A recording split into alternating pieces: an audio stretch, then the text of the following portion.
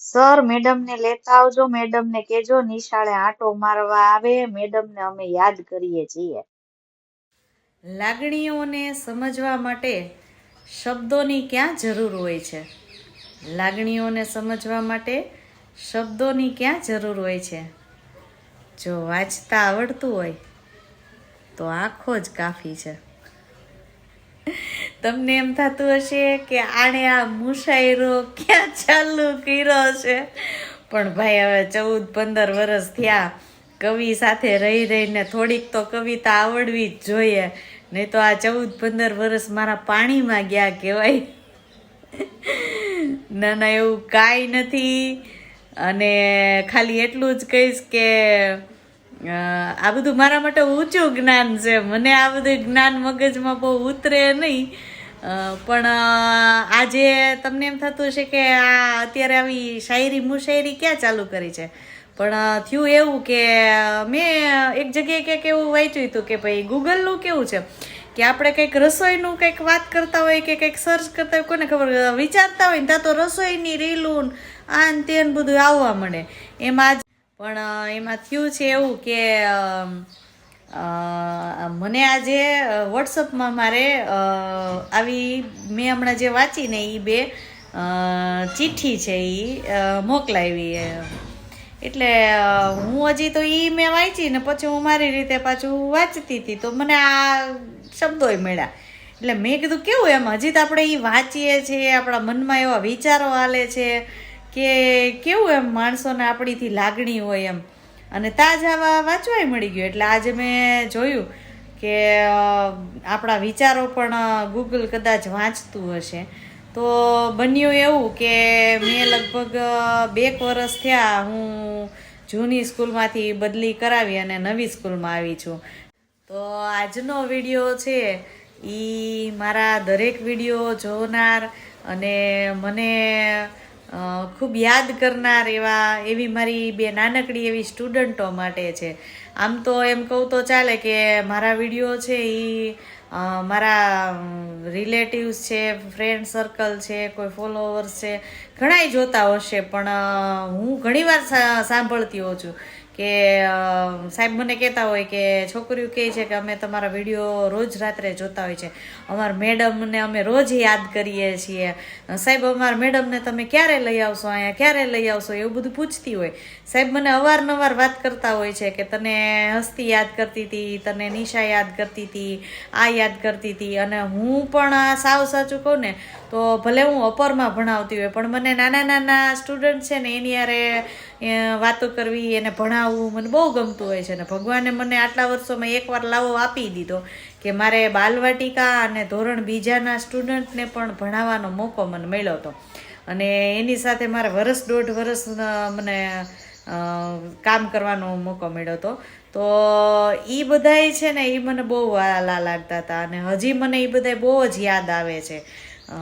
અને જ્યારે પણ સાહેબ મને યાદ કરાવે કે તને આ યાદ કરતી હતી કે ઓલી યાદ કરતી હતી, ત્યારે હું પણ મને જે વાલા વાલા લાગતા હોય એ બધા સ્ટુડન્ટનું પૂછતી કે ઓલો સ્ટુડન્ટ હવે શું કરે છે, હવે લખે છે, હવે આમ કરે છે.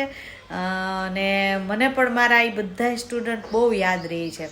તો મારે ખાલી કહેવાનું એટલું જ થાય છે કે સરકાર છે ને એ અમને ભણાવવા માટે પગાર આપે છે, પણ અમને માત્ર પગાર નહીં પણ પગારની હારે હારે વિદ્યાર્થીઓનો જે પ્રેમ, એનો ભાવ, એની લાગણી એ અમને બોનસમાં મળી જાય છે. અમને બોનસ મળતું નથી હો શિક્ષકોને, પણ બોનસની જગ્યાએ અમને આ બધું મળી જાય છે ને એ અમારા માટે બહુ કિંમતી હોય છે.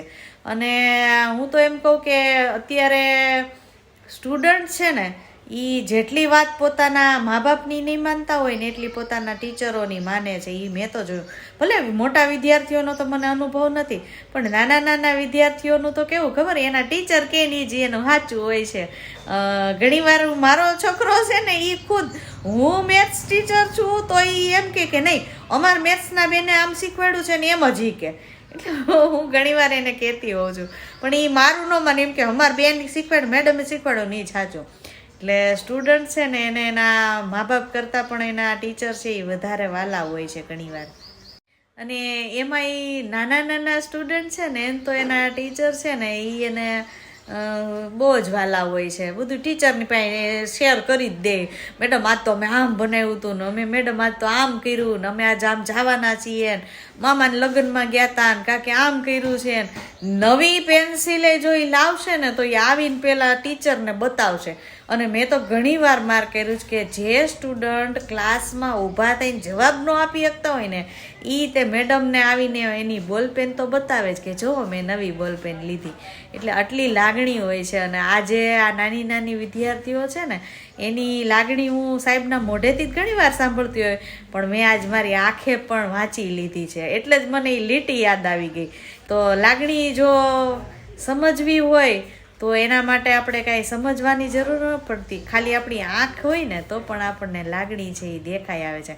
અને મને તો આજે આ ચિઠ્ઠીમાં લાગણી મારા માટે જે છે એ દેખાઈ આવી છે. અને એટલું જ કહીશ કે પ્રોમિસ તો નહીં કરી શકું, પણ ક્યારેક શક્ય હશે તો હું આ બધા સ્ટુડન્ટને મળવા આવીશ ખરા.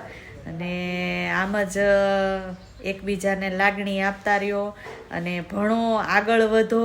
અને ક્યાંય પણ કાંઈ અગવડ પડે તો અમને આવીને કહેજો. અને મને ખબર છે કે સ્ટુડન્ટની સાથે વાલીઓ પણ કદાચ આ વિડીયો જોતા હશે, તો વાલીઓને પણ મારે ખાલી એટલું જ કહેવાનું રહે છે કે તમારે તમારા બાળકોને ભણાવવા બાબતે કોઈ પણ જગ્યાએ કાંઈ પણ અગવડ પડતી હોય તો એવું ન વિચારતા કે હવે એ તો ભણીને ત્યાંથી એ સ્કૂલેથી તો વહી ગઈ છે તો કેમ જવું. તમે તમારા દીકરાઓ દીકરીઓને ભણવામાં ક્યાંય પણ પ્રશ્ન આવતો હોય, અગવડ પડતી હોય તો અમને સ્કૂલે આવીને કોન્ટેક કરવો, અમારાથી શક્ય એટલી મદદ અમે કરશું. અને બને ત્યાં સુધી તમારી દીકરીઓને વધારે પડતું આગળ ભણાવજો, એને પગભર કરજો અને લાઈફમાં ક્યાંય પણ એ પાછળ ન પડે એવી હું એને સલાહ આપું છું, શુભકામના આપું છું. અને ફરીથી મારી એવી નાનકડી એવી બે સ્ટુડન્ટ કે જે મને ખૂબ યાદ કરે છે એને હું એટલું જ કહેવા માંગીશ કે તમે એકલ્યું યાદ નથી કરતી હો, હું તમને બધીને બહુ યાદ કરું છું. કારણ કે એ જે 1-2 વર્ષ અમે ભેગા રહ્યા છીએ એ ભૂલાય તો ન જ જાય ને. ખાસ કરીને હું મારી સુમનને બહુ યાદ કરું છું. હજી પણ હું બીજી સ્કૂલે ગઈ છું, ત્યાં હું મારી સુમનને અને કૃષ્ણા છે, હસ્તી છે, આ બધાને બહુ યાદ કરતી હોઉં છું. ત્યાંના છોકરાઓને પૂછજો કે આ તમારા મેડમ છે એ અમને યાદ કરે છે કે નથી કરતા. યાદ તો અમે તમને કરતા જ હોઈએ છીએ.